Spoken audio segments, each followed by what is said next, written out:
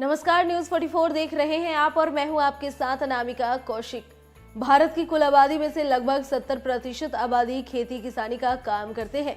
इस देश के किसानों को भारत की अर्थव्यवस्था की रीढ़ कहा जाता है। लेकिन जब देश के अन्नदाता की आर्थिक स्थिति की बात आती है तो आंदोलन और समझौतों के आगे बात नहीं बढ़ पाती है। यही कारण है कि केंद्र सरकार बदलते समय के साथ ही कृषि विभाग में विकास के लिए अलग अलग तरह की योजनाओं का ऐलान करते रहते हैं। इसके साथ ही केंद्र सरकार की तरफ से कृषि क्षेत्र में विकास को लेकर कई प्रयास भी किए गए हैं।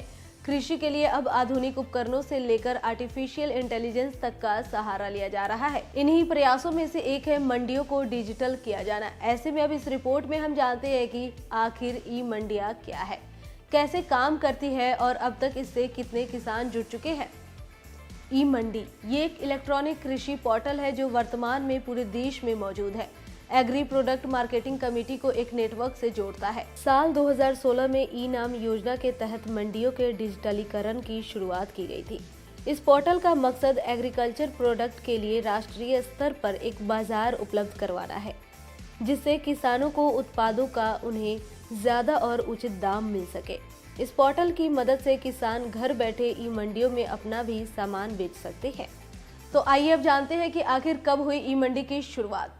प्रधानमंत्री नरेंद्र मोदी 14 अप्रैल साल 2016 को ई नाम योजना की शुरुआत की थी। इस योजना का उद्देश्य किसानों की आमदनी बढ़ाना था। ये ऑनलाइन मंडी किसानों और कृषि कारोबारियों के बीच इतनी ज्यादा हिट रही कि साल 2017 तक जिस ई मंडी से केवल 17,000 लोग जुड़े थे, उससे अब करीब 1.5 करोड़ किसान, व्यापारी और एफपीओ रजिस्टर्ड हो चुके हैं।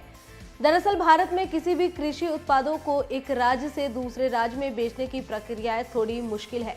इस जटिल प्रक्रिया से बचने के लिए अक्सर ही किसान अपनी उपज को कम कीमत पर बेच देते हैं। इसके बाद अगला सवाल आता है कि डिजिटल या फिर ई मंडी के फायदे क्या है।